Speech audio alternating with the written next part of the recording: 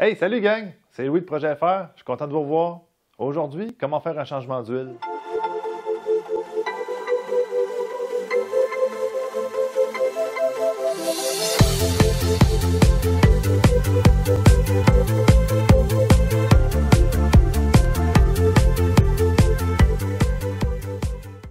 Ça va vous prendre une panne à l'huile, un entonnoir,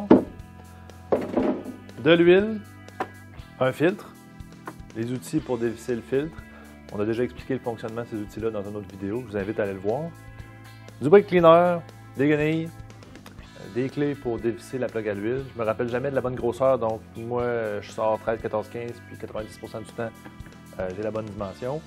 Deux chandelles, puis un jack à plancher. Safety first, donc lunettes de sécurité, des gants. On fait attention, on va travailler sur un moteur, donc on s'assure que les clés ne sont pas dans le contact. On essaie de ne pas se brûler sur l'exhaust ou sur le bloc moteur s'il est chaud. Fais attention à l'huile aussi qui peut être très chaude.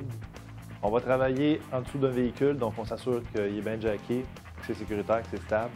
On a préparé une vidéo juste sur la méthode comment jacker son véhicule, donc je vous invite à aller visionner ça. À quelle fréquence il faut faire son changement d'huile? Ça va varier d'une voiture à l'autre entre 8 000 et 15 000 km et au minimum une fois par année. Qu'est-ce qui se passe si on ne fait pas notre changement d'huile? Ça va dépendre, encore une fois, du moteur et de son niveau d'usure. Il y a certains moteurs qu'on va se permettre jusqu'à 20 25 000 km et que ça ne fera pas de dégâts. D'autres moteurs, il ne faut pas retarder parce que s'il contamine beaucoup son huile, elle va perdre son pouvoir lubrifiant puis ça peut endommager le moteur. On dit souvent que la préparation, c'est 50% de la job.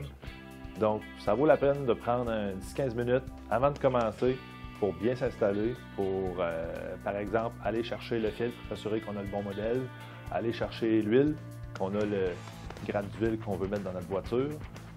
Ensuite, on va aller chercher nos outils.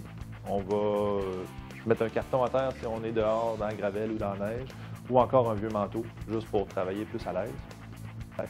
Ensuite, on va repérer la plug à l'huile puis le filtre. S'il faut enlever un plastique protecteur, on l'enlève pour se donner accès, pour travailler comme il faut. Autre chose, faire attention pour ne pas vider la transmission parce qu'il y a certaines transmissions qui ont la plug à côté de la plug à l'huile. Des fois, c'est facile de se tromper, fait qu'on double-check ça. Puis après ça, on va commencer la job en tant que telle. Donc, on va jacker la voiture, encore une fois, de manière sécuritaire, on fait attention. On va aller vider l'huile.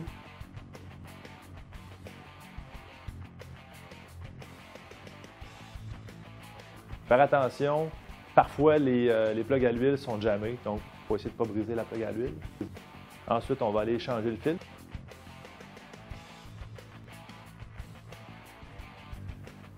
Encore une fois, attention, en dévissant le filtre, de ne pas l'endommager. Puis, si jamais on l'endommage, il faut s'assurer qu'on soit capable de l'enlever complètement pour pouvoir mettre le nouveau filtre. On prépare le nouveau filtre. Il y a certains filtres qui ont besoin d'un petit film d'huile dessus. Il faut lire les instructions. On installe le nouveau filtre.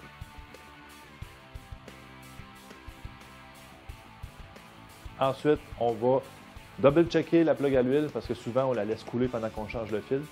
On s'assure qu'il est bien serré en place. On va mettre de l'huile dans le moteur. Au moins au minimum. Donc on voit que le niveau d'huile est ici. Je vais en rajouter juste un petit peu pour me retrouver au-dessus du lot.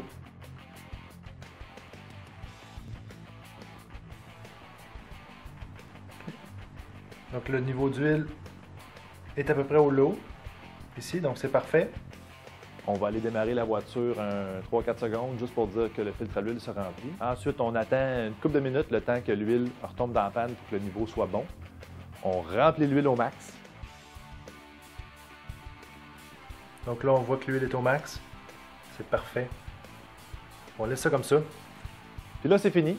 Fait qu'il reste juste à descendre l'auto, noter le kilométrage et la date, mettre ça dans le coffre à gants pour être prêt pour le prochain changement d'huile et puis se débarrasser de l'huile correctement.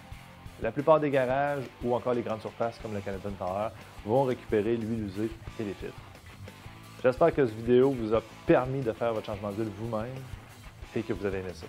Si oui, likez-le et inscrivez-vous. À la prochaine!